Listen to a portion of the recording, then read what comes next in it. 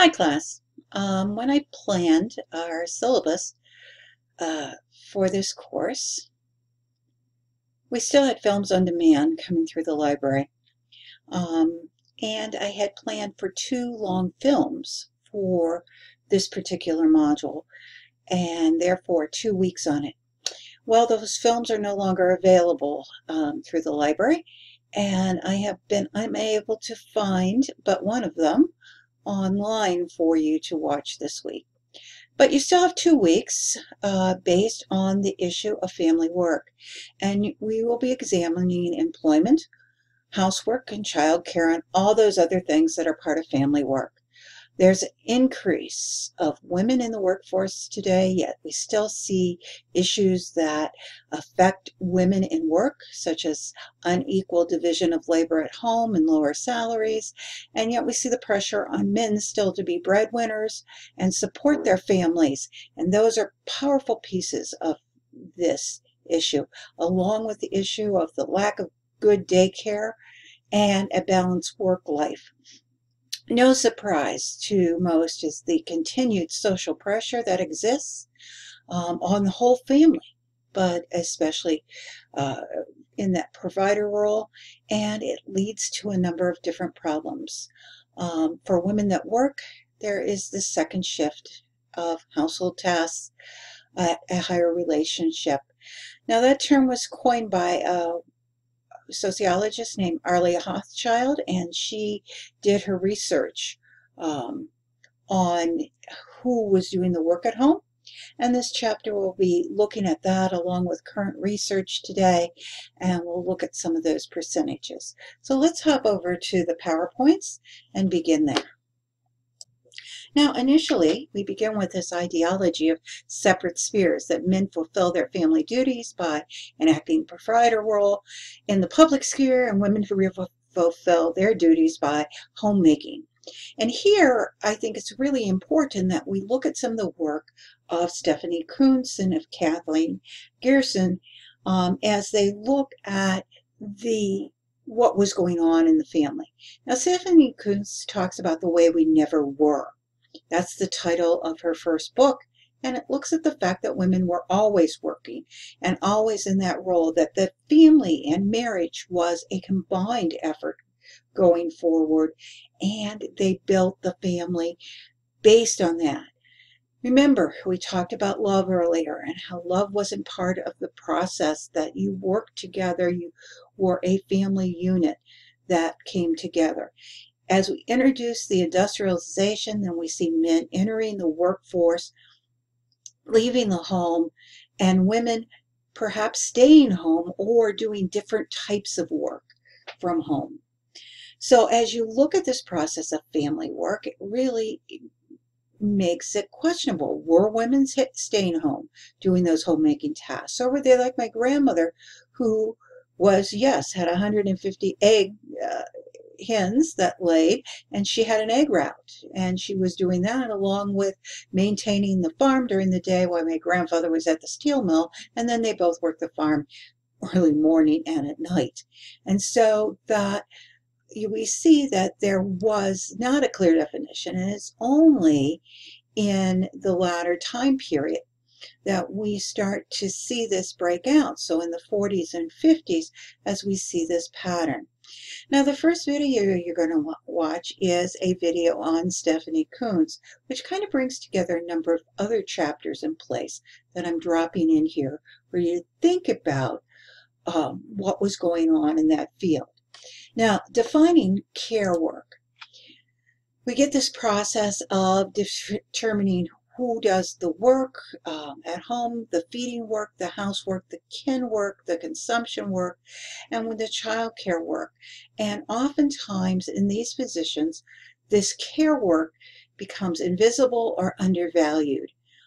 And it's pretty powerful in that process.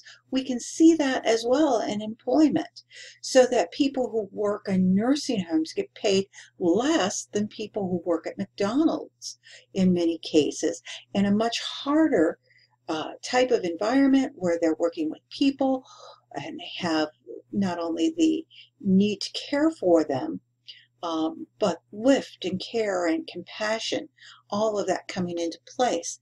It also links the gender differences in employment patterns.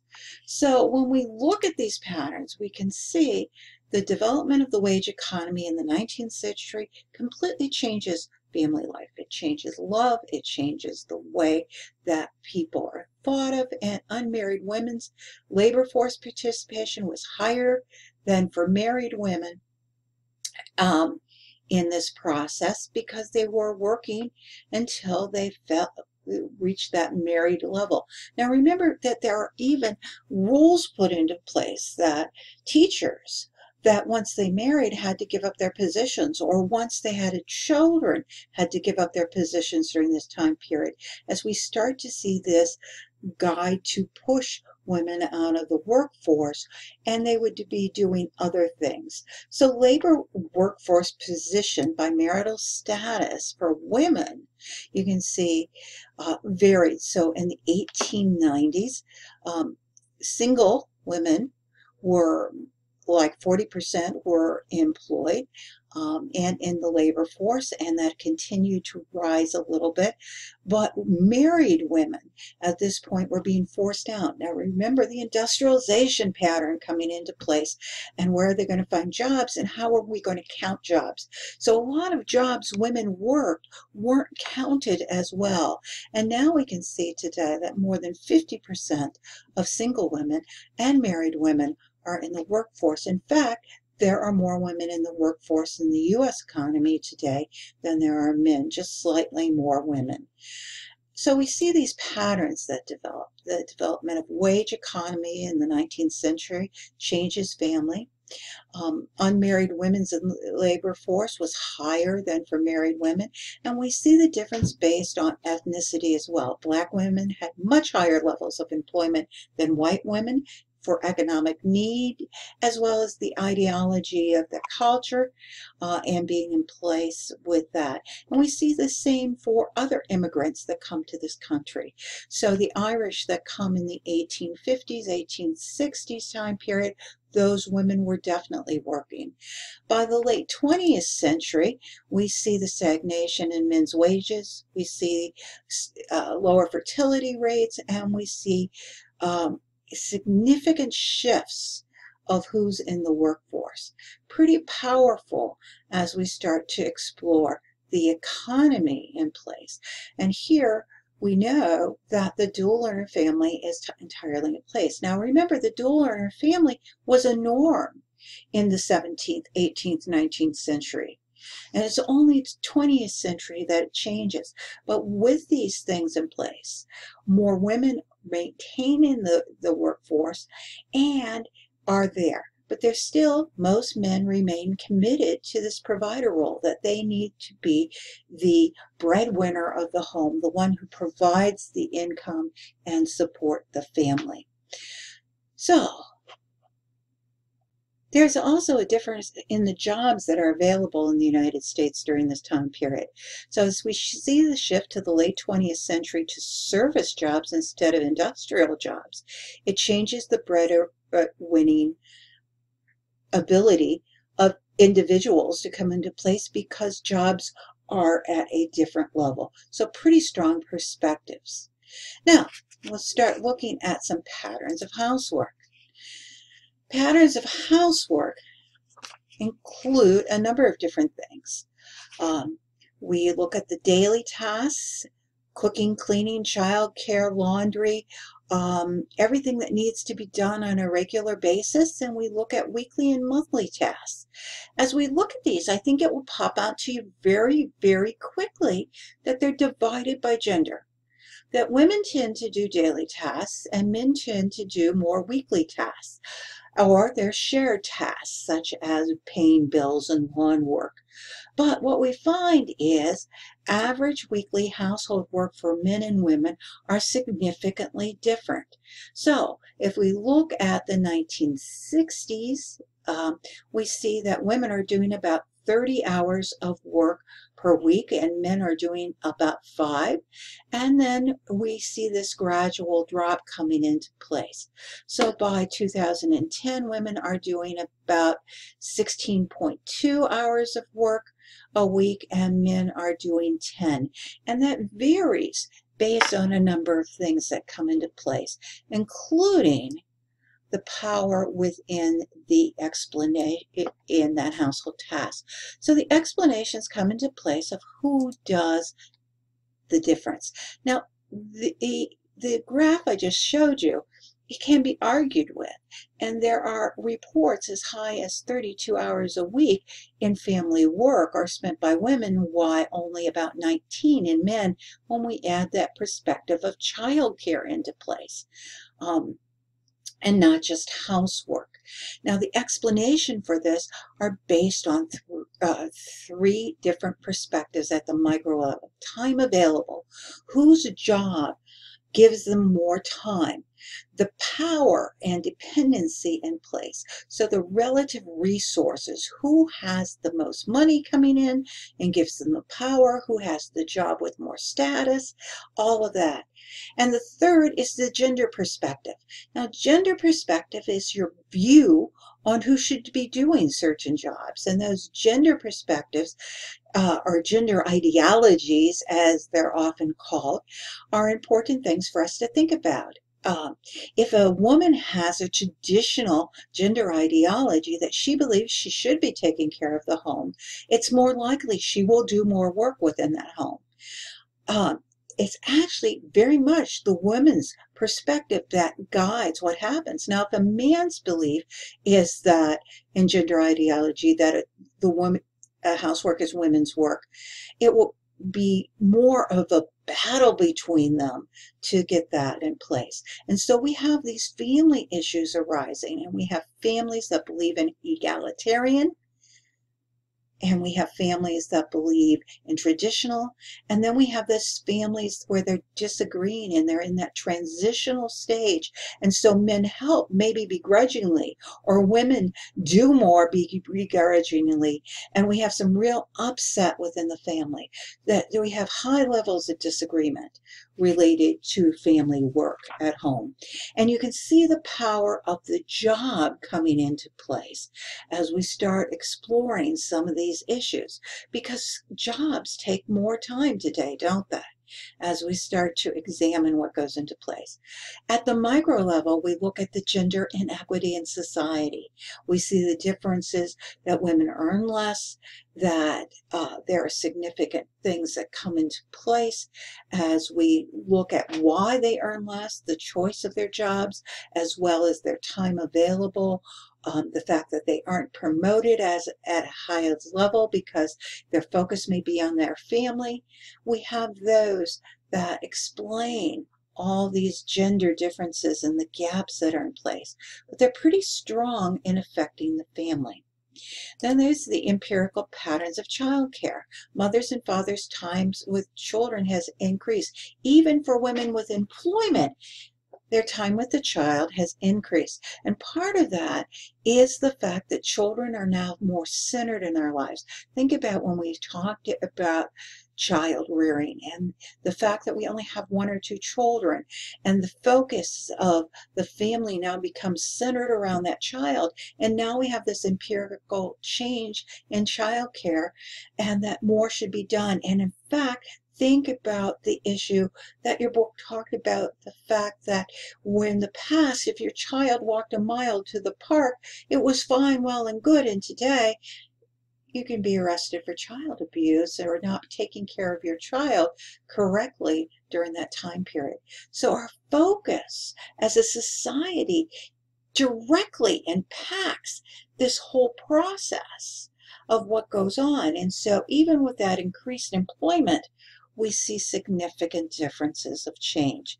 So the average weekly hours of married parents spent in childcare, you can see, are pretty significant. And so in 1965, when they were only 10 hours, or when I was raising my children, they were about 11. Today, they're much up to 13 for women, about 7 for men, And you can see back when my husband's was down at around 4.5.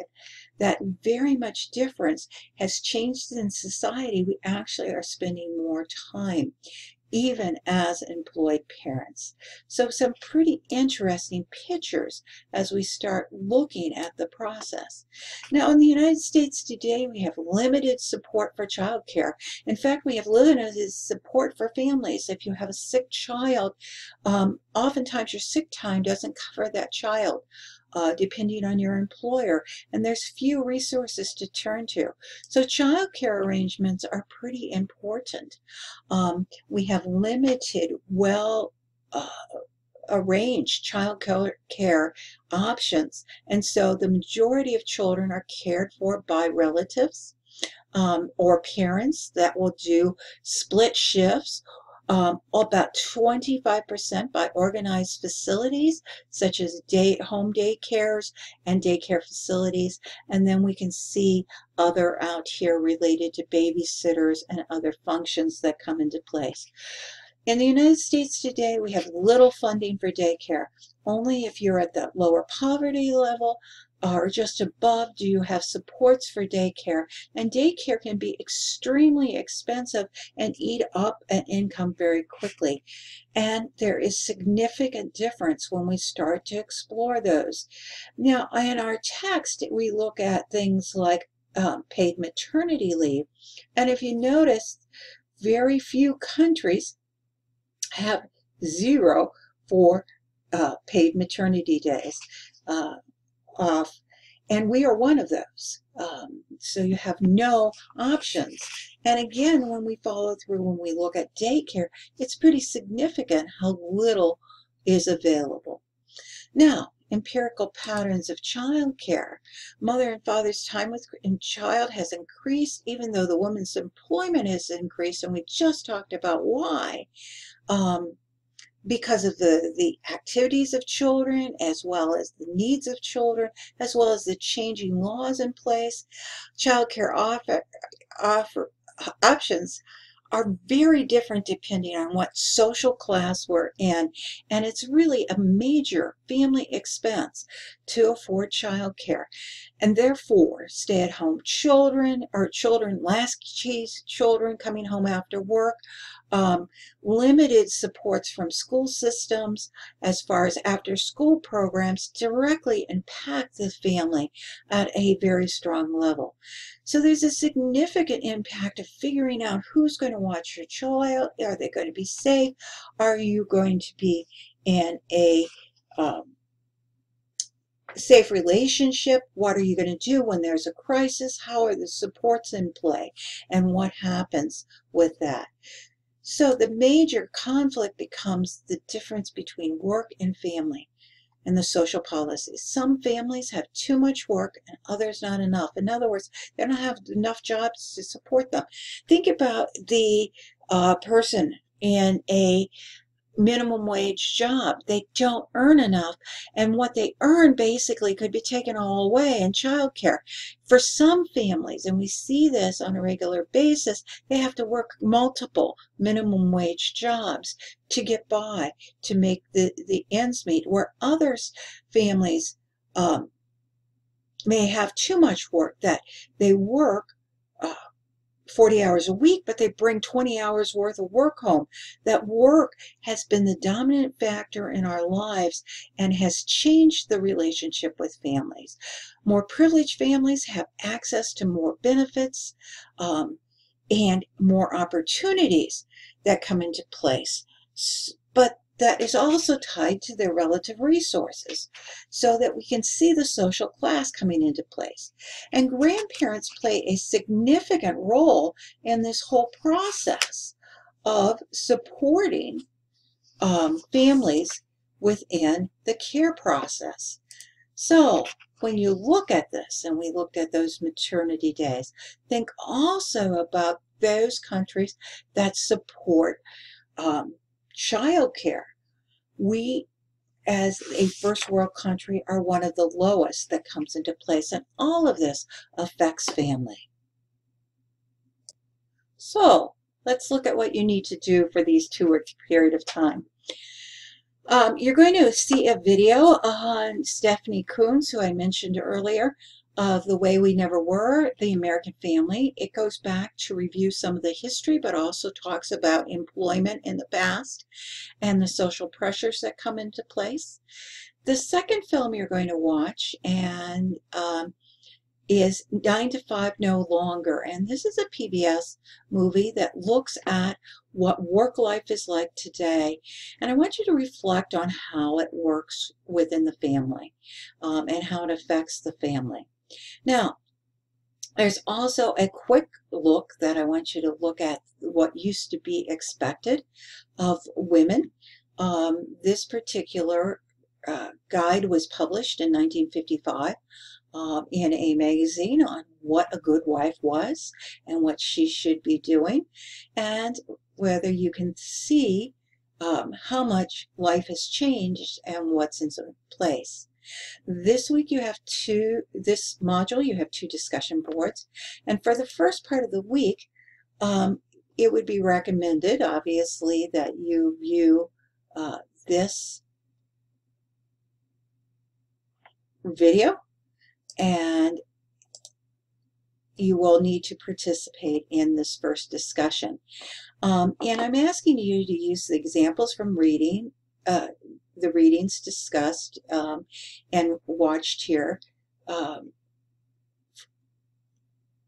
Use examples to discuss some of the significant or specific economic issues that influence the changing expectations of mothers and fathers to this century today.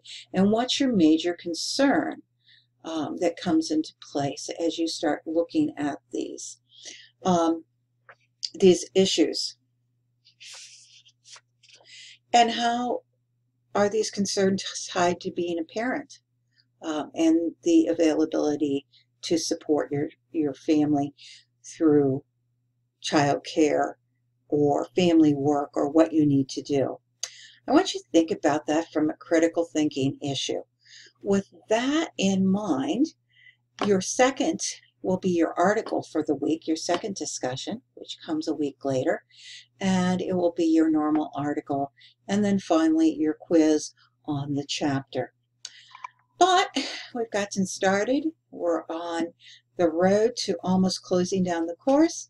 You should be well on track with your papers at this point and coming forward to the end as we're facing the issues that come into place with older adults next week. And you're already into November. Your paper will be due in a few weeks. Let me know if you have questions, or